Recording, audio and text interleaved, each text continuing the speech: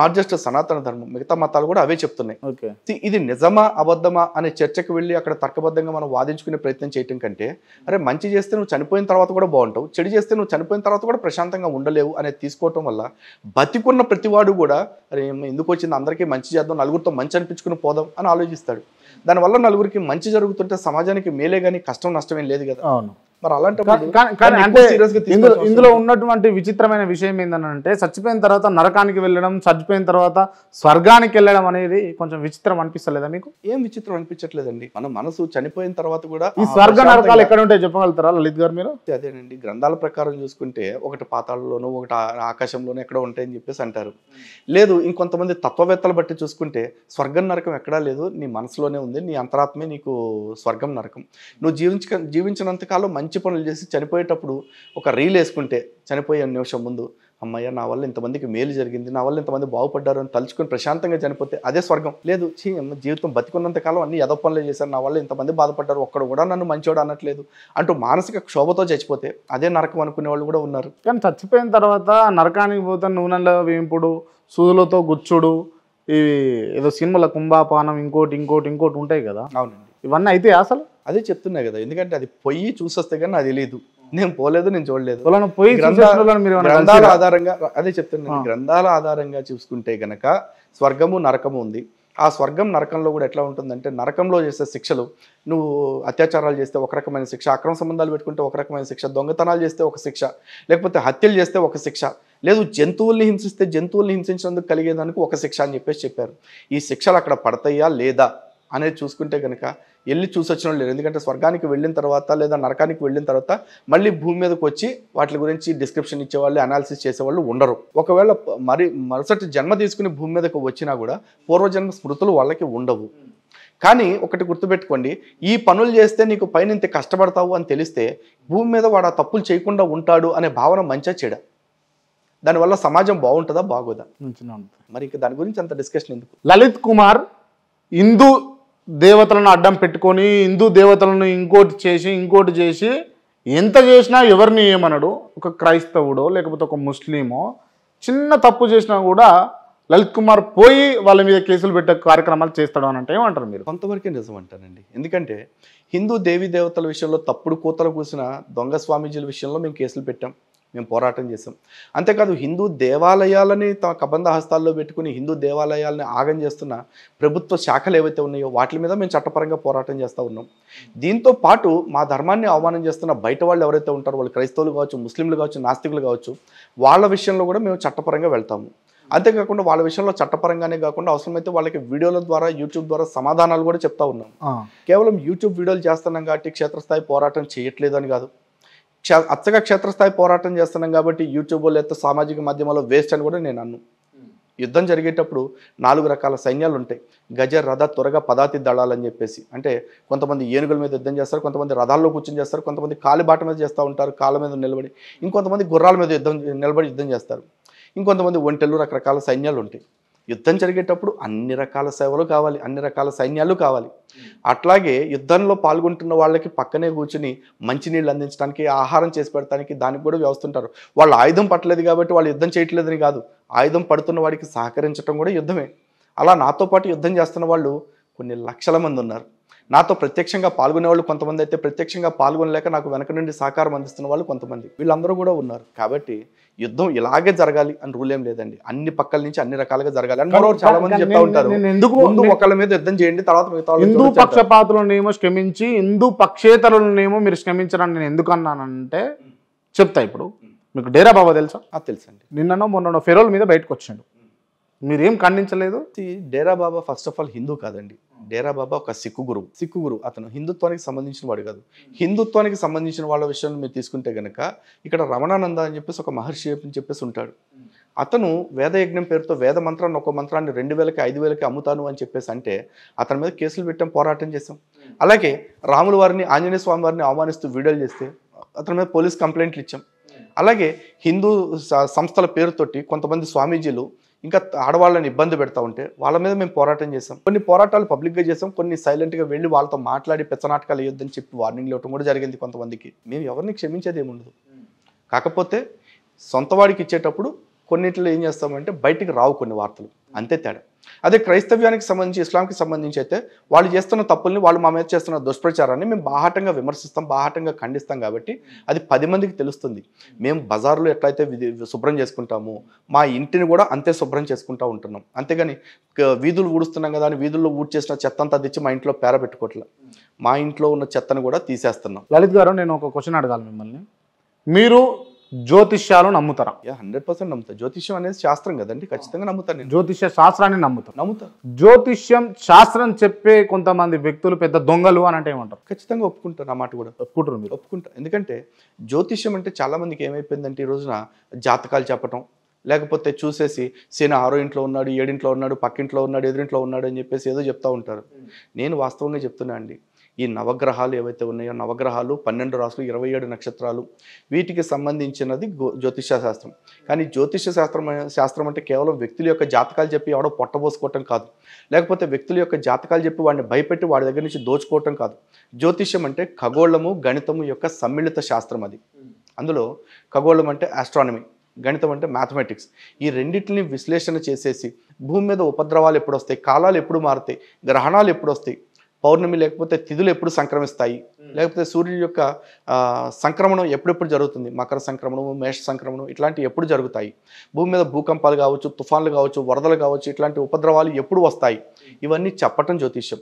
అంతేగాని ప్రతి వ్యక్తికి కూర్చుని శని మీ ఎదురింట్లో ఉన్నాడు, లేకపోతే రాహు మీ పక్కింట్లో ఉన్నాడు, నువ్వు ఈ పరిహారం చేస్తే పోతుంది అంటే, అలా పరిహారాల వల్ల అన్నీ పోతాయి అనుకుంటే కనుక ఈ ప్రపంచంలో కష్టాలు పడే వ్యక్తి అనేవాడే ఉండడు. కాకపోతే జ్యోతిష్యంలోని కొన్ని సబ్జెక్టుల ద్వారా కొన్ని ఇబ్బందుల్ని కొంతవరకు తప్పించుకోవచ్చు. అది ఎట్లా ఉంటుంది అంటే, ఇప్పుడు ఉదాహరణకి ఒక మాట అడుగుతానండి, 1 కేజీ ఇనుము బరువా, 1 కేజీ దూది బరువా?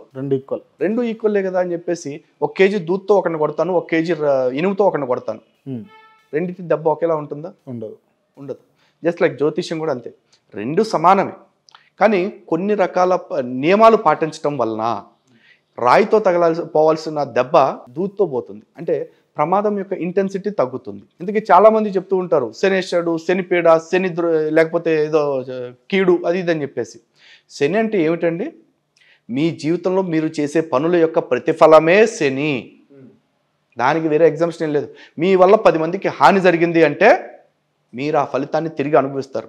మీరు చేసేటప్పుడు మీరు దాని ఫలితాన్ని ఆలోచించకుండా తప్పు పని చేసేస్తారు. మీరు ఇన్ ద సెన్స్ ఎవరైనా కానీ ఒక వ్యక్తులు.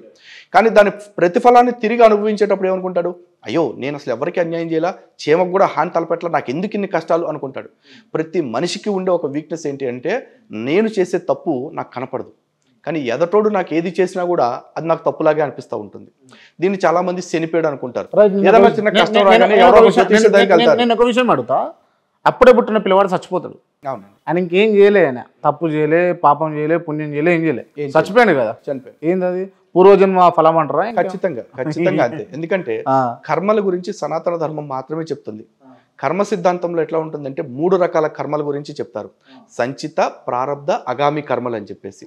సంచిత కర్మలు అంటే ఏంటంటే పూర్వజన్మ ఫలంలో ఏదైతే మనం చేసుకున్న దానిలో అనుభవించాల్సిన ఫలాలు అనుభవించకుండా చనిపోతామో ఆ మిగిలిపోయిన ఫలాలని వచ్చే జన్మలో అనుభవిస్తాం. అది అంటే ఈ జన్మలో ఈ జన్మలో అనుభవిస్తూనే ప్రారబ్ధ కర్మలు అంటే ఏంటంటే ఈ జన్మలో మనం చేసుకున్న పాపాలు ఏవైతే ఉంటాయో దాని యొక్క ఫలితాలు. ఈ ప్రారంధాన్ని కూడా మనం అనుభవిస్తూనే ఉంటాం. జన్మలు ఉంటాయా? ఖచ్చితంగా ఉంటాయి. ఖచ్చితంగా జన్మలే లేకపోతే అంతా సైన్స్ ప్రకారమే జరగాలంటే గనక, జరుగుతూ ఉంటే గనక ఎందుకు కొంతమంది మనుషులు మీరు అన్నట్టు పుట్టిన వెంటనే చనిపోతున్నారు? ఎందుకు కొంతమంది అంబానీలా పుడుతున్నారు, కొంతమంది అడుక్కుంటూ పుడుతున్నారు? ఎందుకు కొంతమంది ఐశ్వర్యలా పుడుతున్నారు, కొంతమంది అపరామల్లాగా పుడతా ఉన్నారు? ఎందుకు కొంతమంది అన్ని అవయవాలతో పుడుతున్నారు, ఎందుకు కొంతమంది అంగవైకల్యంతో పుడుతున్నారు? వీటన్నిటికీ సమాధానం చెప్పుకోవాల్సిన బాధ్యత ప్రతి ఒక్కరికి ఉంటుంది. కేవలం సైన్స్ ఇవన్నీ చేస్తూ ఉంటే కనుక, సైన్స్ కడుపులో ఉండగానే మనిషికి ఈ లోపాలు ఏమీ లేకుండా ఉండేలాగా, వాడు బాగా అదృష్టవంతుడిగా ఐశ్వర్యవంతుడిగా పుట్టేలాగా చేయొచ్చుగా ఏదైనా టీకా తయారు చేసేసి. ఏం లేకుండా పుట్టిన వాళ్ళు అంబానీలు, ఆదానీలు అయిన లేవా? అది కాదు కర్మ సిద్ధాంతం అంటే. అదే కర్మ సిద్ధాంతం. ఖచ్చితంగా ప్రతి దాని వెనకాల కర్మే ఉంటుంది. ఇప్పుడు నాకు మీరు ఇంటర్వ్యూ కూడా కర్మ సిద్ధాంతం, కర్మభిష్ట సత్ఫలితం. ఇప్పుడు నాకు ఇంటర్వ్యూ కూడా కర్మ సిద్ధాంతమేనా? నేను తీసుకుంటుంది కూడా కర్మ సిద్ధాంతం. ఖచ్చితంగా విధిలిఖితం ఇదంతా కూడా. సత్కర్మభిష్ట సత్ఫలితం, దుష్కర్మ ఏవ దుష్ఫలం, అత్యుత్కట పుణ్యపాపానం సత్యం భవాని పరమిహం అని చెప్పి. అంటే మంచి చేసుకుంటే మంచి ఫలితాలు, చెడు చేసుకుంటే చెడు ఫలితాలు ఖచ్చితంగా ఎక్కడ దాకా అనుభవించాలి. ఒక్క నిమిషం లలిత్ గారు, నేను ఒక విషయం అడుగుతాను. ఇందాక మాకు రాగానే మీరు టీ ఇప్పించారు కదా, మీ దగ్గర ఉన్న ఒక పర్సన్కి చెప్పించారు కదా, ఆ పర్సన్కి మీరు చెప్పిర్రా లేకపోతే మీకు చెప్పమని ఇంకోళ్ళని చెప్పిరా మీకు? అదే కదా, ఇప్పుడు నా దగ్గర ఉండే పర్సన్కి అమ్మ టీ తయారు చేసి పెట్టండి అని చెప్పేసి నన్ను అలా ప్రేరేపించింది ఎవరు అంటే నాకు పూర్వజన్మ కర్మ ఫలితం వల్ల వచ్చిన సంస్కారము. ఇదంతా మీకు మంచిగానే అనిపిస్తుంది అసలు? 100% కరెక్ట్. ఇదే నాకైతే కొంచెం పిచ్చి పిచ్చి చేస్తున్నట్టు అనిపిస్తుంది. మేబీ మీకు అనిపించడంలో తప్పులేదు, ఎందుకంటే విశ్వాసం లేని చోట ఇట్లాంటి కొన్ని నమ్మకం కలిగించకపోవచ్చు, కానీ మీరు నమ్మట్లేదు కాబట్టి మీరు చెడు అని నేను అన్ను. ఎందుకంటే నేను క్రిస్టియన్నో ముస్లింనో కాదు, నా నమ్మకంలో మీరు లేరు కాబట్టి మీరు తప్పు అంటానికి. నాకు ఎట్లా నా నమ్మకం నాకుందో మీ నమ్మకం మీకు అట్లాగే కలిగి ఉండొచ్చు. ఎందుకంటే మీకు పూర్వజన్మ కర్మ వల్ల వచ్చిన వాసనలు ఏవైతే ఉంటాయో వాటి వాసనలు బట్టి మీరు నాకు కూడా పూర్వజన్మ ఉండే అంటారు. ఉంది 100%. నేను ఏమై పుట్టినాను అంటారు, అప్పుడు ఏమై పుట్టిండో అది తెలియదండి, అంత జ్ఞానం నాకు లేదు, అంత ఇది లేదు. నేను జన్మల్ని నమ్ముతున్నా, పునర్జన్మని, అదేవిధంగా కర్మని విధిని నమ్ముతా ఉన్నాను. ఇప్పుడు నాకు ఒకవేళ ఒక మాట చెప్తాను, నేను క్రాంతి గారిని ఒక మాట అడుగుతాను, క్రాంతి గారు ఇప్పుడున్న పొజిషన్లో ఎందుకున్నారు? Why not like Ambani or Adani? పోతా, ఇంకా టైం పడుతుంది నాకు. అదే ఆ టైం ఎప్పుడు వస్తుంది? నాకు ఆలోచన ఉన్నది, వస్తుంది తొందరలో. ఎప్పుడు వస్తుంది? తొందరలోనే అవుతుంది. పర్లేదు, ఒక డేట్ చెప్పండి. డేట్ ఇంకా ఫిక్స్ చేసుకోలేదు, ఏదో డేట్ చెప్పండి, పలానా టైం కల్లా నేను అవుతాను అని చెప్పేసి. నేను కష్టపడుతుంటే అవుతుంది అది, అంతే కదా, జస్ట్ లైక్ అంతే. ఇప్పుడు మీరు నన్ను ప్రశ్న అడిగారు కదా, పూర్వజన్మలో నేను ఏమై ఉంటానని. మీరు కష్టపడి ప్రయత్నపూర్వకంగా తెలుసుకునే ప్రయత్నం చేస్తే పూర్వజన్మలో మీరేమిటి అని తెలుసుకోవటం కూడా పెద్ద పని కాదు, తెలుసుకోవచ్చు. కానీ తెలుసుకుని మీరు సాధించేది ఏమిటి? తెలుసుకుని ఈ పూర్వజన్మ గురించి తెలుసుకుని మీరు సాధించేది ఏమిటి? అందులో ఆ జన్మలో చేసిన పాపాల వల్ల, ఆ జన్మలో చేసిన తప్పుల వల్ల ఈ జన్మలో ఏదైతే అనుభవిస్తున్నానో వచ్చే జన్మ అనేది ఏదైనా ఉంటే అందులో కాకుండా చూసుకుంటా. ఒకటే చెప్తున్నా అండి, పూర్వ జన్మల గురించే మాట్లాడితే ఇందాక మీకు ఒక పౌరాణిక ఐతిహాసిక పౌరాణిక ఉదాహరణలు చెప్పాను. జయ విజయులు అనేవాళ్ళు విష్ణుమూర్తి యొక్క ద్వారపాలకులు. ఆ విష్ణుమూర్తి ద్వారపాలకులుగా ఉన్న వాళ్ళు హిరణ్యకశిపుడిగా పుట్టిన, రావణ కుంభకర్ణులుగా పుట్టిన, శిశుపాల దంతవక్తులుగా పుట్టిన, ఇదంతా కూడా పునర్జన్మే కదా. మరి పునర్జన్మ లేదు అని మేము అట్లా అంటాం? మేము హిందువుగా పుట్టినప్పుడు పునర్జన్మ ముమ్మాటికి నమ్ముతాము. పునర్జన్మ ఉందని నమ్ముతున్నాం కాబట్టే మేము బొట్టును ధరిస్తున్నాము. బొట్టు అనేది పునర్జన్మను నమ్ముతున్నామని తెలియజేయటమే. బొట్టు అనేది పునర్జన్మ నమ్మటంలో పెట్టుకుంటారా? అంతే, పునర్జన్మ నమ్ముతున్నాం నేను కూడా పెట్టుకున్నా. మీరు పునర్జన్మ నమ్ముతున్నట్లే, మరి నమ్ముతున్నట్టే అంటే అంతే. ఐదైనా అయి ఉండాలి, లేదంటే బొట్టు యొక్క విలువ, బొట్టు యొక్క సిగ్నిఫికెన్స్ మీకు తెలియకన్నా అయి ఉండాలి. బొట్టు ఎందుకు పెట్టుకుంటారు అసలు? నేను చెప్తున్నా కదండి, బొట్టు ఎందుకు పెట్టుకుంటామంటే నేను పునర్జన్మని అంగీకరిస్తున్నాను దానికైనా చెప్తాం, ముమ్మాటికి అంతే. అయితే సైంటిఫిక్ టెక్నికల్గా చూసుకుంటే సనాతన ధర్మంలో సప్తచక్ర వ్యవస్థ ఉంటుంది. అందులో ఇక్కడ వచ్చేపటికి ఆజ్ఞాచక్రం ఉంటుంది. ఇక్కడ ఆజ్ఞాచక్రంతో పాటు ఇక్కడ సుషుమ్న నాడి అని ఒక నాడి ఉంటుంది. అంటే ఈ రెండు శ్వాసనాళాలు ఏవైతే ఉన్నాయో ముక్కురంధ్రాలు, వాటి దగ్గర ఉండే వాటిని ఇడా పింగళ నాడి అంటారు. వాటిని సూర్యనాడి, చంద్రనాడి అంటారు. ఆ రెండు నాడులకి సంబంధించిన కేంద్రీకృతమైన పాయింట్ ఇక్కడ ఉంటుంది నుదుటి దగ్గర. అక్కడే ఆజ్ఞాచక్రం కూడా ఉంటుంది. కాబట్టి ఆజ్ఞాచక్రానికి గుర్తుగా అక్కడ సింధూరాన్ని లేకపోతే తిలకాన్ని ధరిస్తారు. ఏ వేలుతో పెట్టుకోవాలా? ఏ వేలుతో పెట్టుకోవచ్చు, ఈ వేలుతో పెట్టుకోవాలని రూల్ ఏం లేదండి. కాకపోతే చాలామంది ఈ ఉంగరం వేలుతో పెట్టుకుంటారు. పెట్టుకునేటప్పుడు ఉంగరం వేలు ఎందుకు పెట్టుకుంటారంటే ఉంగరం వేలకి జ్యోతిష్య శాస్త్రంలో ఇక్కడ హృదయరేఖకి అనుసంధానం అయి ఉంటుంది ఉంగరం వేలు అని చెప్తారు. కాబట్టి ఈ ఉంగరం వేలుతోటి బొట్టు ధరిస్తారు. అదే వేరే తిలకం దిద్దేవాళ్ళు బొట్టన్ వేలుతోనే పెడతారు. అంతే, ఇలా బొట్టు ఇలాగే పెట్టుకోవాలని రూల్ లేదు, బొట్టు పెట్టుకోవటం ఇంపార్టెంట్. మీకు మొత్తం 33 కోట్ల దేవతలు ఉంటారు కదా, ఉంటారా? చెప్పండి. ఉంటారు కదా అని అడుగుతున్నా. లేరు. ఎంతమంది ఉంటారండి? మీరు చెప్పండి, మీ ప్రశ్న పూర్తిగా చెప్తానండి. ఇదే నా ప్రశ్న. సురా 33 కోట్ల అనేది ఆ రేంజర్ల రాజేష్ ఒకటి తప్ప ఈ పదాన్ని ఎవరు వాడరు. ఇంతకీ సురా 33 కోట్లు అంటే ఏమిటో అతనే అర్థం చెప్పాలి. 33 కోట్లు అనేది సనాతన ధర్మంలో ఎక్కడ లేదు. చాలామంది 3 కోట్లు, ముక్కోటి అని కూడా అంటారు. ఈ ముక్కోటి అనే పదం కూడా లేదండి ఎక్కడ కూడా. సనాతన ధర్మంలో అనేక మంది దేవతలు ఉంటారు. ఆ అనేక మంది అంటే ఎంతమంది అంటే లిమిట్ లేదు. ఎందుకంటే ఇక్కడ కూర్చున్న మీరు నేను కూడా దేవతా స్వరూపమే. ఇక్కడ ఉన్న ఈ వస్తువులు ఏవైతే ఉన్నాయో ఇవి కూడా దేవతా స్వరూపమే. అనోర్ అణియాన్ మహితోర్ మహియాన్ అని చెప్పి సనాతన ధర్మం చెప్తుంది. అంటే అణువులో అణువంత ఉంటాడు పరమాత్ముడు. బ్రహ్మాండంలో బ్రహ్మాండం అంతటా కూడా నిండి ఉంటాడు పరమాత్ముడు. ఆ ఒక్కడే అంతటా నిండి ఉన్నాడు. ఆ ఒక్కడే చైతన్య శక్తి, ఆ ఒక్కడే జడశక్తి కూడా. చిత్శక్తి చేతనారూప, జడశక్తి జడాత్మిక అని చెప్పేసి చెప్తారు. అంటే కదిలే వస్తువుల్లో చైతన్య శక్తి, కదలని వస్తువుల్లో జడశక్తి, కదలకుండా ఉండే శక్తి అన్నీ కూడా ఆ పరమాత్ముడే. ఉదాహరణకి మీరు కదులుతూ ఉన్నారు, మీ చేతిలో పెన్ను ఆడిస్తూ ఉన్నారు, లేకపోతే నన్ను అడుగుతూ ఉన్నారు. ఇదంతా కూడా చైతన్యం. ఈ చైతన్యానికి కారణం పరమాత్ముడు. మీరు కూర్చున్న కుర్చీ కదలట్ల, మనల్ని షూట్ చేస్తున్న ఈ కెమెరాలు కదలట్ల, ఇది జడశక్తి. ఆ శక్తి కూడా అమ్మవారి లేకపోతే పరమాత్ముడే. లేదు ఒకవేళ ఇది ఉల్టా పల్టా అయింది, మీరు నేను కదలకుండా కూర్చుంటున్నాం, దానివల్ల ప్రయోజనం ఏంటి? లేదు మన కుర్చీలోనూ ఈ కెమెరాలు ఎగురుతూ ఉన్నాయి, కింద పడతా ఉన్నాయి, దానివల్ల ప్రయోజనం ఏంటి? అన్న పని జరుగుద్దా? జరగదు. కాబట్టి కదిలే శక్తి, కదలని శక్తి రెండు కూడా అవసరమే ప్రపంచంలో. ఏ ఒక్కటి లేకపోయినా కూడా పని ఇంప్రాపర్, ఇంబ్యాలెన్స్. కాబట్టి పరమాత్ముడు లేనిది లేదు, లేని చోటు అంటూ లేదు, పరమాత్ముడు కానిది లేదు. చాలామంది క్రిస్టియన్స్, ముస్లిమ్స్ కూడా చెప్తారు దేవుడు అంటే నిరాకారుడు, నిర్గుణుడు, అసలు రూపం లేనివాడు అని. నిరాకారుడు అంటే వాళ్ళు చెప్పేది ఏంటి? పరమాత్ముడికి రూపం లేదంటారు. ఇప్పుడు నేను ఒక ప్రశ్న అడుగుతానండి. ఊర్లలో చూసుకుంటే ఉప్పలమ్మ, మల్లమ్మ, ఎల్లమ్మ, పోచమ్మ, నల్ల పోచమ్మ, గట్టు మైసమ్మ, మైసమ్మ అని ఉంటుంది. అవును, వాళ్ళు కూడా దేవతలను మీరు అంగీకరిస్తారా? నేను అదే చెప్తున్నా కదా, కనిపించే ప్రతి అణువు దేవత అయినప్పుడు వాళ్ళు దానిలో చూస్తున్నారు. నేను ఇక్కడ విగ్రహంలో దేవుణ్ణి చూస్తున్నాను అనుకుందాం. మీరు ఇంకా గొప్ప మనసు ఉంటే మీరు నాలో కూడా దేవుణ్ణి చూడొచ్చు. నాకు అంత గొప్ప మనసు లేదు. మీరు కాకపోతే ఇంకొకళ్ళు ఎవరన్నా పూర్వపు ఋషులు ఉంటారు. మరి ఆ ఋషులందరూ కూడా ప్రతి జీవిలో పరమాత్ముని దర్శించారు కాబట్టే సమం సర్వేషు భూతేషు తిష్టంతి పరమేశ్వరం అన్న విషయాన్ని తెలుసుకోగలిగారు. అద్వేష్ట సర్వభూతాన మైత్ర కరుణ ఏవచ్చ అని చెప్పగలిగారు. అంటే నీ చుట్టూ ఉండే ఏ ఒక్కదాన్ని కూడా నువ్వు ద్వేషించొద్దు. ఈ ఈగల్ని కావచ్చు, లేకపోతే దోమల్ని కావచ్చు, ఎలుకల్ని, పందుల్ని, దేన్ని కూడా ద్వేషించొద్దు. పాము వస్తుంది, కరుపు ఉంటుంది, ద్వేషించొద్దా? ప్రేమించాలి దాన్ని? ద్వేషించాల్సిన అవసరం లేదు, కానీ మిమ్మల్ని మీరు రక్షించుకోవాల్సిన అవసరం ఖచ్చితంగా ఉంటుందిగా. మిమ్మల్ని మీరు రక్షించుకునే ప్రయత్నం చేయొచ్చు. చెప్తారు ఖచ్చితంగా. ఇప్పుడు రాజ్యాంగంలో కూడా చూడండి, స్వేచ్ఛ గురించి చాలా మంది మాట్లాడతారు. మాకు ఆ హక్కులు ఉన్నాయి, ఈ హక్కులు ఉన్నాయి. ఆ హక్కులు ఇచ్చిన రాజ్యాంగమే ఆ హక్కులు వెనకాలే రీజనబుల్ రెస్ట్రిక్షన్స్ అని కూడా పెట్టింది. అంటే సహేతుకమైన పరిమితులు అని చెప్పేసి కూడా పెట్టింది. మరి ఆ పరిమితులు కూడా మనం పాటించాలి. నాకు స్వేచ్ఛ ఉంది కదా అని చెప్పేసి నా ఇష్టం వచ్చినట్టు చేస్తానంటే కుదరదు. మీ స్వేచ్ఛ పరిధి ఎంతవరకు అంటే మీ చేతికర్ర నా ముక్కును తాకనంత వరకే. కానీ అదే మీ చేతికర్ర నా ముక్కును తాకి నన్ను గాయపరిచే కాడికి వస్తే మీ స్వేచ్ఛ భంగం, మీ స్వేచ్ఛ అక్కడ రద్దయిపోయింది. నా ఆత్మరక్షణ ప్రారంభమైంది. ధర్మం కూడా అదే చెప్తుంది. ఆత్మరక్షణలో భాగంగా మీరు ఎంతవరకు వెళ్తారండి? ఆత్మరక్షణలో భాగంగా ఎంతవరకు వెళ్ళాలి అంటే నేను ఎంతవరకు అయితే సస్టైన్ అవడానికి అవసరం అవుతుందో అంతవరకు వెళ్తానికి రెడీ. ఇందాక క్వశ్చన్ కంప్లీట్ చేస్తా. సురా 33 కోట్లు దేవతలు అని అంటే మీరు లేదు కాదు అని అంటున్నారు, వేరే వాళ్ళ పైన నెట్టేస్తున్నారు. సరే, మీకు ఇష్టమైన దైవం ఏంది? నాకు భగవంతుడు బాగా ఇష్టం అండి. అదే ఎవరు? నాకు ఇది ఏం లేదు, భగవంతుడు నేను అన్నింటిలో చూస్తాను. ఇప్పుడు నా ఎదురుగా ఆంజనేయ స్వామి ఉన్నారు, నాకు ఆంజనేయ స్వామి వారు ఇష్టం. ఆంజనేయ స్వామి వారు ఇష్టం. ఆంజనేయ స్వామి వారు ఇక్కడ ఎదురుగా ఉన్నారు కాబట్టి. రాముడు? అదే ఎదురుగా రాములు వారు ఉంటే రాములు వారు అంతకంటే ఇష్టం. రాములు వారి పక్కనే నాకు శివయ్య ఉన్నారనుకోండి, శివుడు అంటే ఇష్టం. శివుడితో పాటు అమ్మవారు ఉన్నారనుకోండి పక్కన విగ్రహం, అమ్మవారు అంటే నాకు ఇష్టం. దేవుడు అంటే ఇప్పుడు ఒకటే సనాతన ధర్మం ఏం చెప్తుంది? ఏకం సత్ విప్రా బహుదా వదంతి. ఉన్నది ఒకటే సత్యం. ఆ సత్యాన్ని ఋషులు రకరకాల పేర్లతో పిలుచుకున్నారు.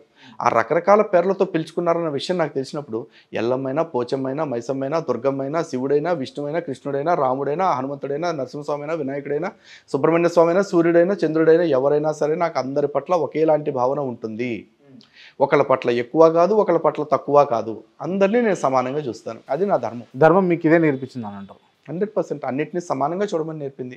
ఈవెన్ భగవద్గీతలో కూడా మీరు చూస్తే విద్యా వినయ సంపన్నే బ్రాహ్మణే గవిహస్తిన సునిచైవ స్వపాకే పండితా సమదర్శన అని చెప్తున్నారు. అంటే విద్యా వినయ సంపన్నుడైన బ్రాహ్మణుడు కావచ్చు, లేకపోతే ఏనుగు కావచ్చు, కుక్క కావచ్చు, కుక్క మాంసం తినేవాడు కావచ్చు, అందరినీ ఒకే రకమైన భావనతో చూసేవాడే పరమాత్ముడికి ఇష్టమైన వాడు అని చెప్పేసి చెప్తున్నారు. తల నుండి, కాళ్ళ నుండి, చేతుల నుండి, పాదాల నుండి క్షత్రియులు, బ్రాహ్మణులు, వైశ్యులు, శూద్రులు పుట్టిర్రు అని అంటే ఇది మీకు నమ్మకం అనిపిస్తుందా? అక్కడ ఏం చెప్పారు అనేది చూడాలండి. చాలా మందికి ఏంటంటే ఏదో వేదాన్ని విమర్శించాలి, లేదంటే వేద ధర్మం చెప్తున్న ఈ విధానాన్ని వ్యతిరేకించాలి అని చెప్పేసి పిచ్చి పిచ్చి మాటలన్నీ మాట్లాడుతూ ఉంటారు. నిజానికి అక్కడ ఏం చెప్తున్నారు? ఇప్పుడు వాళ్ళు మాట్లాడతారు పిచ్చి పిచ్చి మాటలు, మీరు మాట్లాడితే మంచి మాటలు. నేను అది చెప్తున్నాగా, నేను మాట్లాడే ప్రతి మాట వెనకాల రీజనింగ్ ఉంది. నేను చెప్తున్న ప్రతి సమాధానం వెనకాల లాజికల్ థింకింగ్ ఉంది. వాళ్ళు చేస్తున్న ప్రశ్న వెనకాల సమాధానం తెలుసుకునే ఉద్దేశం ఉందా, విమర్శ చేసే ఉద్దేశం ఉందా అనేది చాలా స్పష్టంగా తెలుస్తుంది. సమాధానం తెలుసుకోకుండా కేవలం విమర్శే చేయాలి అనుకుంటున్న వాళ్ళు ఎవరైతే ఉన్నారో వాళ్ళని మరి ఏమనాలి నేను చెప్పండి. ఈరోజు నేను చెప్తున్నా, బ్రాహ్మణోష ముఖమాసీత్ బాహు రాజన్యకృత ఊరు తదశి అద్వైశ్యం పదాభ్యం శూద్రో అజాయతే అని చెప్పేసి చెప్పారు. ఇక్కడ ఎక్కడ అజాయితే అని చెప్పాల, శూద్రో అజాయితే అని చెప్పారు. అంటే శూద్రులు మాత్రం పాదాల నుంచి పుట్టారు. తర్వాత వైశ్యులు ఊరులై ఉన్నారు, క్షత్రియులు బాహువులై ఉన్నారు, బ్రాహ్మణులు ముఖభాగాన ఆసీనులై ఉన్నారు అని చెప్పారు. మరి ఎక్కడి నుంచి వాళ్ళు పుట్టారు, ఎక్కడి నుంచి వీళ్ళు పుట్టారు అని ఎందుకు చెప్పలేదు అంటే దీనికి సమాధానమే మరో మంత్రంలో చెప్తున్నారు. జన్మనా జాయతే శూద్ర సంస్కారాత్ ద్విజుచ్చయేత్ అని చెప్పారు. అంటే పుట్టుక చేత ప్రతి ఒక్కడు శూద్రుడే. శూద్రుడు అంటే ఏంటి? శ్రమ చేసేవాడు. పుట్టిన కాడి నుంచి ఏదో ఒక శ్రమ చేయకుండా దేన్ని ఆశించలేడు. ఆ శ్రమ అంటే కష్టపడటం. ఆ కష్టపడి వైదిక విద్యలు నేర్చుకుని ఎవరైతే వేదం బాగా చదువుకున్న వాళ్ళు ఉంటారో వాళ్ళు విప్రుడు అవుతారు, అంటే బ్రాహ్మణుడు అవుతాడు. అంటే వేదాలు చదివితేనే విప్రుడు బ్రాహ్మణుడా? వేదాలు చదివితే విప్రుడు అవుతాడు. వేదం ద్వారా బ్రహ్మాన్ని తెలుసుకుంటే, పరబ్రహ్మాన్ని తెలుసుకుని బ్రహ్మజ్ఞానం పొందితే వాళ్ళని బ్రాహ్మణులు అంటారు. బ్రహ్మజ్ఞానం అంటే ఏంటి? ఏది తెలుసుకున్న తర్వాత ఇక తెలుసుకోవటానికి ఏది ఉండదో దాన్ని జ్ఞానం అంటారు. అలాంటిది అంత సుపీరియర్ జ్ఞానం పొందాడు కాబట్టి తను ముఖ భాగంలో ఉన్నాడు అని చెప్పారు. అంటే టాప్ పొజిషన్లో ఉండేవాడు ఎప్పుడు కూడా జ్ఞానం ఉన్నవాడు అని చెప్పేసి చెప్పారు. ఇక రెండో వాడు ఎవరు అంటే బాహుబలం ఉన్నవాడు. బుద్ధి బలానికంటే బాహుబలానికి సెకండ్ లెవెల్ ఇచ్చింది సనాతన ధర్మం. అందరినీ కాపాడేవాడు ఇంపార్టెంట్ సమాజం ఉన్నప్పుడు. ఆ కాపాడే వాళ్ళని క్షత్రియులు అన్నారు. ఆ క్షత్రియులు ఎవరు అవ్వచ్చు? ఇదే శూద్రుడు క్షత్రియుడు అవ్వచ్చు, ఇదే శూద్రుడు వైశ్యుడు అవ్వచ్చు, ఇదే శూద్రుడు బ్రాహ్మణుడు అవ్వచ్చు. శూద్రులు కాబట్టి నువ్వు అవ్వకూడదని చెప్పి ఎక్కడ చెప్పరా. ఈరోజు వేద మంత్రాలను దర్శించిన ఋషుల్లో ఐలుషుడు అనే ఋషి ఉన్నాడు, ఆయన శూద్రుడు. విశ్వామిత్రుడు ఉన్నాడు, గాయత్రి మంత్రద్రష్ట, ఆయన క్షత్రియుడు. మరి వీళ్ళందరూ ఎలా ఎదగలిగారు? బ్రహ్మత్వాన్ని ఎందుకు ఎలా పొందగలిగారు? సనాతన ధర్మంలో ఈ పని వీళ్ళే చేయాలి అని చెప్పలేదండి. ఈ పని చేసే వాళ్ళని ఈ పేరుతో పిలవండి అని చెప్పారు. అంతేకాని వీళ్ళంతా ఇదే పని చేయాలి అని ఎక్కడ చెప్పలా. ఓకే. సనాతన ధర్మం ఎప్పుడు కూడా జ్ఞానానికి అత్యున్నత పీఠం వేసింది. ఈరోజు చాలామంది మాట్లాడుతూ ఉంటారు, బ్రాహ్మణులు కొద్ది జనాభా ఉండి అసలు ఏమాత్రం కష్టపడకుండా వాళ్ళు అందరినీ పాలిస్తారు అని చెప్పేసి. ఒక స్కూల్ ఉంటుంది, స్కూల్లో 1000 మంది విద్యార్థులు ఉంటే 10 మంది టీచర్లు ఉంటారు. అంటే టీచర్లు అల్పసంఖ్యాకంగా ఉన్నారు కాబట్టి టీచర్లు పిల్లలకి ఏం మాట చెప్పకూడదు, పిల్లల మీద అజమాయిషీ చేయకూడదు అని చెప్పేసి పిల్లల కాళ్ళు పట్టుకుంటూ కూర్చుంటారా? లేకపోతే పిల్లలే వెళ్ళి టీచర్ల యొక్క కాళ్ళు మొక్కుతారా? పిల్లలు వెళ్ళి మొక్కుతారు. ఎందుకు? జ్ఞానాన్ని ప్రసాదించేవాడికి ఎప్పుడు ఆ గౌరవాన్ని ఇవ్వాలి. అదే సనాతన ధర్మం. ఇప్పుడు ఆ జ్ఞానాన్ని ప్రసాదించే శక్తి లేకపోతే ఇంకోటి శూద్రులకు ఎందుకు ఇవ్వలేకపోతున్నారు? మీరు ఇక్కడ అదే నేను చెప్తుంది ప్రాపర్గా అర్థం చేసుకోలేదు క్రాంతి గారు. శూద్రుడే ద్రష్ట అవ్వచ్చు, బ్రాహ్మణుడు అవ్వచ్చు, శూద్రుడే క్షత్రియుడు అవుతాడు, శూద్రుడే వైశ్యుడు అవుతాడు. జన్మనా జాయితే శూద్ర అంటే పుట్టుకతో ప్రతివాడు శూద్రుడే. వాడు నేర్చుకునే విద్యలను బట్టి వాడు పెద్ద లెవెల్కి వెళ్తూ ఉంటాడు. క్షత్రియుడు అవుతాడా, వైశ్యుడు అవుతాడా, బ్రాహ్మణుడు అవుతాడా అనేది. ఇప్పుడు అతను కొండలు చేస్తున్నాడు, కొండలు చేసే అతనికి అది విద్య కాదని మీరు ఎట్లా అంటారు? దాన్ని వొకేషనల్ ట్రైనింగ్ అనండి, వృత్తి విద్య. ఆ విద్య ద్వారా అతను పొట్ట గడుపుకుంటున్నాడు అంటే ఏమిటి దాని అర్థం? అది చదువు కదా. కేవలం వేదాన్ని మాత్రమే విద్య అని ఎవరన్నా అనుకుంటే అది పొరపాటు. వేదం కూడా ఒక విద్య, కానీ ఆ విద్యను పొందాలి అంటే చాలా కష్టపడాల్సి ఉంటుంది. కాబట్టి అంత కష్టం అందరూ పడి వేదం చదువుకోవటం వల్ల ఉపయోగం లేదు. ప్రపంచంలో అందరూ టీచర్లు అయితే ఇంకా స్టూడెంట్స్ ఎవరు? అందరూ వండేవాళ్ళే ఉంటే తినేవాళ్ళు ఎవరు? అందరూ పళ్ళకే కూర్చునే వాళ్ళు అయితే మోసేవాళ్ళు ఎవరు? సమాజంలో ప్రతి ఒక్కళ్ళు ఉండాలి. ఎవరు లేకపోయినా సమాజం నడవదు. సోషల్ ఇంబ్యాలెన్స్ రాకుండా ఉండటం కోసం ఏర్పాటు చేసిన వ్యవస్థలు ఇవన్నీ కూడా. అంతే. ఓకే లలిత్ గారు, హూ ఇస్ లలిత్?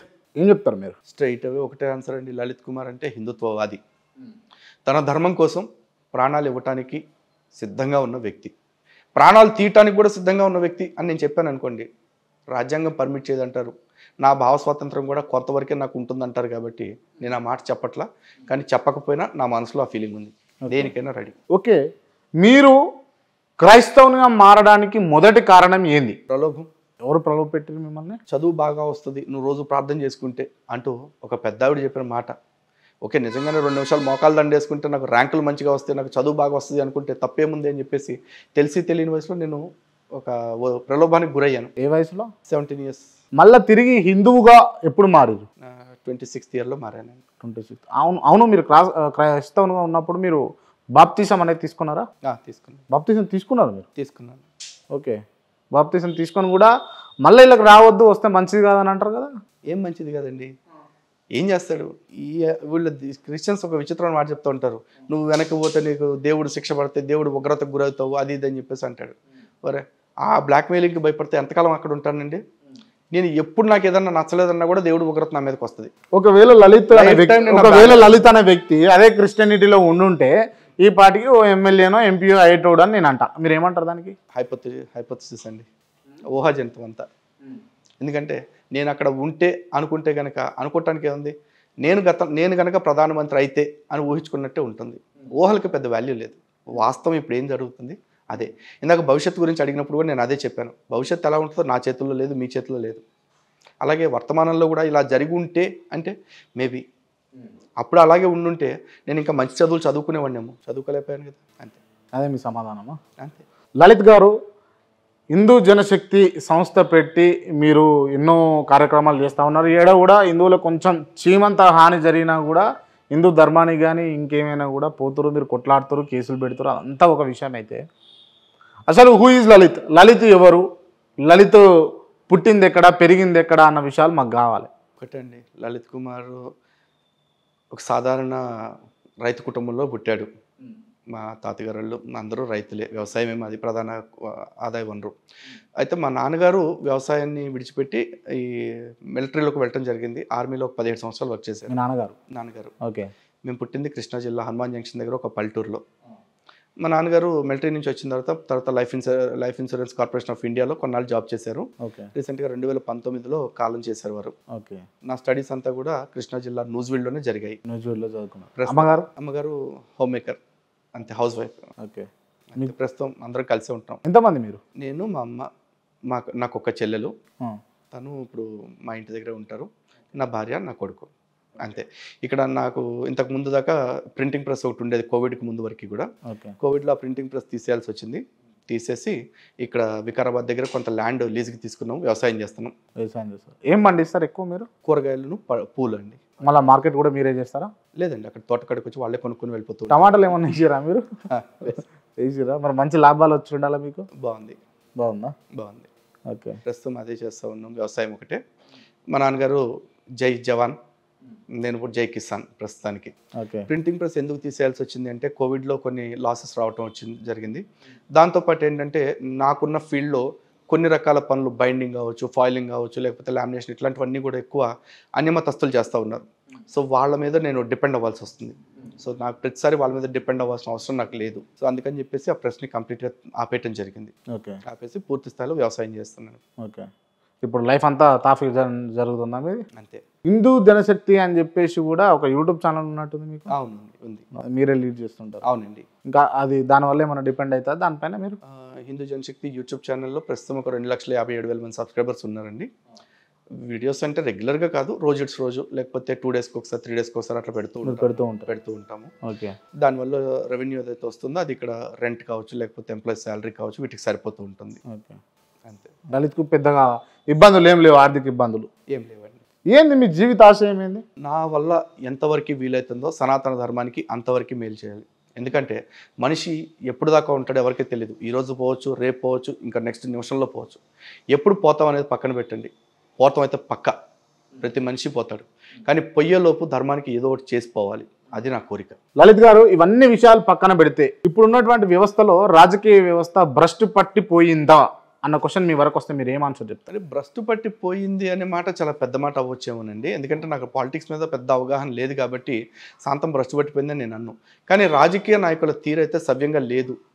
రాజ్యాంగం పట్ల ఏమాత్రం అవగాహన లేకుండా, రాజ్యాంగం పట్ల, ప్రజల పట్ల, ప్రజాస్వామ్యం పట్ల ఏమాత్రం గౌరవం లేకుండా వ్యవహరిస్తున్నారు అనేది అయితే వాస్తవం. ఎందుకంటే భారతదేశం గురించి టాపిక్ వచ్చిన ప్రతిసారి ప్రతివాడు సెక్యులర్ అని చెప్పేసి మాట్లాడతాడు. కానీ ఇదే సెక్యులర్ భారతదేశం, డెమోక్రటిక్ భారతదేశం కూడా. డెమోక్రసీ అంటే మెజారిటీల యొక్క అభిప్రాయం ఏదైతే ఉంటుందో దాని ఆధారంగా ఎన్నికలు జరిగే కేంద్రం. మరి ఇక్కడ మెజారిటీలకు ఉన్న విలువ ఏమిటి? భారతదేశంలో 80% ఉన్న హిందువులు ఈ రోజుకి కూడా తమ ఉనికి కోసం పోరాటం చేసుకోవాల్సిన పరిస్థితి ఎందుకు వస్తూ ఉంది? ఎందుకంటే కేవలం రాజకీయ నాయకులు తమ భుజాన వేసుకున్న ఈ కుహనా లౌకికవాదం అనే ఒక తప్పుడు విధానం వల్లే వస్తూ ఉంది. కాబట్టి రాజకీయ నాయకులందరికీ మేము చేసే విజ్ఞాపన అనుకోండి, హెచ్చరిక అనుకోండి, ప్రజలందరినీ కూడా సమానంగా చూడటం నేర్చుకోండి. తక్కువ ఉన్నారు కాబట్టి వాళ్ళకి ఎక్కువ దోచి పెడతాం అనే మాటలు మానుకోండి. దామాషా ప్రకారం ఎవరెవరికి ఏమేమి కల్పించాలో అన్ని అవకాశాలు కల్పించండి. అండ్ మోర్ ఓవర్ ఇక్కడ చాలామందికి మాట్లాడాల్సిన విషయం ఏంటంటే అవకాశాల కల్పన విషయంలో కూడా మాట్లాడుకోవాలి. గత 70-75 ఏళ్ళ నుంచి భారతదేశంలో ఒక విధానం నడుస్తుంది, రిజర్వేషన్స్ అనేది. ఈ రోజుకి కూడా రిజర్వేషన్స్ 70 ఏళ్ళు జరిగినా కూడా, అంటే అంబేద్కర్ మహాశయుడు 10 ఏళ్ళు 20 ఏళ్ళు పెట్టారని చెప్పేసి చెప్తారు. మరి అప్పుడు తీసేయకుండా ఈ రోజు వరకు కొనసాగించినా కూడా ఇప్పటికీ కూడా ఏ ఒక్క కులం కూడా okay we are happy with this reservations, మాకు ఈ రిజర్వేషన్స్ వల్ల మా జాతి బాగుపడింది కాబట్టి మాకు ఇక చాలు, ఇంకా కొత్త వాళ్ళకి అవకాశం కల్పించండి అని ఎవరు అన్నట్ల. ఈ రోజుకి కూడా ఇంకా అనేక కులాలు మాకు రిజర్వేషన్ కల్పించండి, మమ్మల్ని ఈ కేటగిరీ నుంచి ఆ కేటగిరీకి జరపండి అని చెప్పేసి మాట్లాడుతూ ఉన్నారు. అంటే ఈ రిజర్వేషన్స్ విధానం 75 ఏళ్లలో అనుకున్నంత మేరకు విజయం సాధించలేదనే కదా. మరి అనుకున్నంత మేర విజయం సాధించలేదు అనుకున్నప్పుడు ఈ విధానాన్ని మార్చి why don't you try another format? అంటే మీరు రిజర్వేషన్లు తీసేయాలంటారా? తీసేయాలంటారు, దాని రూపురేఖలు మార్చండి. కులాల ఆధారంగా కాకుండా పేదరికం ఆధారంగా చేయండి, డిజేబిలిటీ ఆధారంగా ఇవ్వండి. మీరు అంటున్నట్టు నిజంగా పేద ధనిక అన్న వర్గాల వారిగా విభజించి మీకు రిజర్వేషన్ కనుక తీసుకొస్తే ఇప్పుడున్నటువంటి ఐడెంటిఫికేషన్తో ఉన్నటువంటి నిమ్న జాతి కులస్తులను మీరు దగ్గర రానిచ్చేటటువంటి అవకాశాలు ఉంటాయా? ఒకటండి, ఈ రోజు ఉంటాయా ఉండయా అదొకటి చెప్పండి. అలా చెప్పడం కుదరదండి. ఎందుకంటే కొన్ని క్వశ్చన్స్కి ఎట్లా ఉంటుందంటే ఒక థియరిటికల్ ప్రెజెంటేషన్ ఇవ్వకుండా వన్ వర్డ్ లో ఇచ్చేస్తాం అనుకోండి, మిస్కన్సెప్షన్ ప్రజల్లో అవకాశం. అన్టచబిలిటీ ఉందా లేదా? ఇప్పుడు లేదండి. లేదు. ఒకవేళ ఉంటే మీరు ఏం చేస్తారు? ఖచ్చితంగా మేము వెళ్ళి అక్కడ అవేర్నెస్ ఇస్తాము. ఆ అంటరానితనం ఏదైతే ఉందో దాన్ని రూపుమాపడం కోసం మా శక్తి వంచన లేకుండా మేము ప్రయత్నం కూడా చేస్తాం. అంటరానితనానికి మీరు వ్యతిరేకమా? 100% వ్యతిరేకము. పైగా మీరు ఎట్లా అనుకున్న పర్లా, నేనైతే ఇందాక చెప్పా కదా, త్రికరణ శుద్ధిగా చేస్తా. మనస్సు, వాక్కు, కర్మ, ఈ మూడిటి ఆధారంగా చేస్తా. నేను మాట్లాడే మాట కావచ్చు, చేసే చేత కావచ్చు, లేకపోతే ఆలోచించే విధానం కావచ్చు, అన్నీ కూడా ధర్మానికి కట్టుబడి ఉంటాయి. రైట్, మనం డైవర్ట్ అయినామండి. ఇప్పుడు ఉన్నటువంటి రాజకీయ వ్యవస్థ, రాజకీయ నాయకులు అంతా వ్యక్తిగత లాభాల కోసమే చేస్తున్నారు అన్న విధంగా మీరు మాట్లాడారు కదా. నిజంగా ఇటువంటి వ్యవస్థ రూపుమాపి మంచి వ్యవస్థ పునరుద్ధరణ కావాలి అంటే ఏం చేయాలి? ఖచ్చితంగా కార్యకర్తల్లో మార్పు రావాలి. అట్ ద సేమ్ టైం ప్రజల్లో మార్పు రావాలి. రాజకీయ నాయకులు అనగానే ఏదో బ్రహ్మ పదార్థము, వాళ్ళు ఎక్కడో ఉంటారు, వాళ్ళు ఏదో స్పెషల్ కేటగిరీ స్టేటస్ ఉన్న పర్సన్స్ అన్నట్టుగా మాట్లాడుతూ ఉంటారు. అలా కాదండి. రాజకీయ నాయకులు కూడా మనలాంటి వాళ్ళే, మనలోంచి వచ్చిన వాళ్ళే, మనకు మేలు చేస్తామని చెప్తున్న వాళ్ళే. ఈరోజు ఒక కార్యకర్త నాయకుడు వెంట తిరుగుతున్నాడు అంటే ఆ కార్యకర్త తనకో తన వర్గానికో ఏదో లాభం ఆశించే తిరుగుతూ ఉంటాడు. అలాంటిది ముస్లిమ్స్ ఉన్నారు ఈ రోజున, అన్ని రాజకీయ పార్టీల్లో ఉంటారు. క్రైస్తవులు ఉంటారు, అన్ని రాజకీయ పార్టీల్లో ఉంటారు, ఇంక్లూడింగ్ మీరు అనే బీజేపీ, శివసేన ఇట్లాంటి పార్టీల్లో కూడా ఉంటారు. కానీ హిందువులు వచ్చేపాటికి అన్ని పార్టీల్లో ఉన్నా కూడా ఎవడు హిందుత్వం గురించి మాట్లాడట్లా. నువ్వు ఒక హిందువుగా నీ నాయకుడి పక్కన ఎందుకు చేరావు? నీకో నీ వర్గానికో మేలు చేస్తాడనిగా. నీ వర్గానికి అతని వల్ల అన్యాయం జరుగుతున్నప్పుడు, నాయక నీ వల్ల నాకు మేలు జరగకపోగా కీడు జరుగుతూ ఉంది, నాకు ఎందుకు నువ్వు న్యాయం చేయట్లేదు, అందరికీ చేసినట్టు నన్ను ఎందుకు గౌరవించట్లేదు, మైనార్టీలకు ఇచ్చిన విలువ నాకు ఎందుకు ఇవ్వట్లేదు అని వీడు ప్రశ్నిస్తే వీడు సొమ్మే ఉన్న పోతుందా? పోవట్లా. కానీ ప్రశ్నించడు. కారణం ఏంటి? వీడు ఆలోచన రేపు ఎలక్షన్లో పోటీ చేయాల్సి రావచ్చు, ఆ రోజు నాకు ఈ ముస్లిం ఓట్లు లేకపోతే మైనార్టీ ఓట్లు వద్దా అని చెప్పి అనుకుంటూ ఉంటాడు. నీకు మాత్రం మైనార్టీలు ఓట్లు కావాలా? రేపు ఆ మైనార్టీ నాయకులు ఎవరైతే ఉన్నారో వాళ్ళ రాజకీయాల్లోకి రారా? వాళ్ళకి మెజారిటీలో ఓట్లు అవసరం లేదా? మరి వాళ్ళు ఎందుకు అంత కాన్ఫిడెంట్గా నా మతం అని కూర్చున్నారు? నువ్వెందుకు అంత బలహీనమైపోయి నాకు మతంతో సంబంధం లేదండి, నేను సెక్యులర్ అండి అంటూ గుండెలు బాదుకుంటా ఉన్నావు? కాబట్టి నాయకులతో పాటు కార్యకర్తలు, ప్రజలు కూడా మారాలి. ప్రతి ఒక్కళ్ళు నాయకుల్ని ప్రశ్నించడం నేర్చుకోవాలి. ప్రశ్నించే క్రమం ఎట్లా ఉండాలంటే మన పని అయ్యేదాకా ప్రశ్నిస్తూ ఉండాలి. ప్రశ్నించి నామకే వస్తే వదిలేయటం కాదు. రైట్ అండి, థ్యాంక్ యూ సో మచ్. ధన్యవాదాలు. అండ్ ఇంటర్వ్యూ క్లోజ్ చేసే ముందు నేను కొంతమంది పేర్లు చెప్తా, వాళ్ళకి సంబంధించి మీరు వన్ వర్డ్ ఆన్సర్ ఇవ్వండి. తప్పకుండా. హిందుత్వం, సనాతనం, క్రైస్తవం, కల్పితం, ముస్లిం, ఉన్మాదం, దేవుడు, సత్యం, దయ్యం, అభూత కల్పన, జ్యోతిష్యం, శాస్త్రం, జ్యోతిష్యుడు, వ్యాపారస్తుడు, రాజకీయ నాయకుడు, ఖల్నాయక్, రాజకీయం, ఆయుధం, రాజ్యాంగం, దేశపు అత్యున్నత గ్రంథం, భగవద్గీత, ప్రపంచ మానవాళికి వరం, ఖురాన్, మత గ్రంథం, బైబిల్, మత గ్రంథం, మనిషి, మానవత్వం పరిమళించేవాడే మనిషి, రాక్షసుడు, మనిషిలో ఉండే చెడు, యేసుక్రీస్తు, ఊహాజంతమైన పాత్ర, భారతదేశం, ప్రపంచానికి పూజగది, జగన్మోహన్ రెడ్డి, ఓ క్రైస్తవుడు, కేసీఆర్, మాటకారి, కేటీఆర్, అడ్మినిస్ట్రేటర్, బండి సంజయ్, నిఖార్సైన హిందువు, ధర్మపురి అరవింద్, బీజేపీ నాయకుడు, వైఎస్ షర్మిల, పెద్దగా అభిప్రాయం లేదండి, రఘునందన్ రావు, వండర్ఫుల్ టాకిటివ్, ఓవైసీ, ఉన్మాద రాజకీయ నాయకుడు, హరీష్ రావు, మాటకారి, కల్వకుంట్ల కవిత, బతుకమ్మ బ్రాండ్ అంబాసిడర్, రేవంత్ రెడ్డి, ఏదో ప్రయత్నం చేస్తున్నారు అంతే, ఉత్తమ్ కుమార్ రెడ్డి, ఏం లేదు, లలిత్, పక్కా హిందుత్వవాది, క్రాంతి, పక్కా జర్నలిస్ట్. థ్యాంక్ యూ లలిత్ గారు. ఇంతసేపు ప్రతి ప్రశ్నకు మీరు అంటే జనాల్లో ఉన్నటువంటి కొన్ని ప్రశ్నలకు మీరు నిక్కచ్చుగా సమాధానం చెప్తూ అదేవిధంగా తిరిగి ప్రశ్నిస్తూ ఇంతసేపు మీ సమయాన్ని వెచ్చించినందుకు థ్యాంక్ యూ సో మచ్. ధన్యవాదాలు.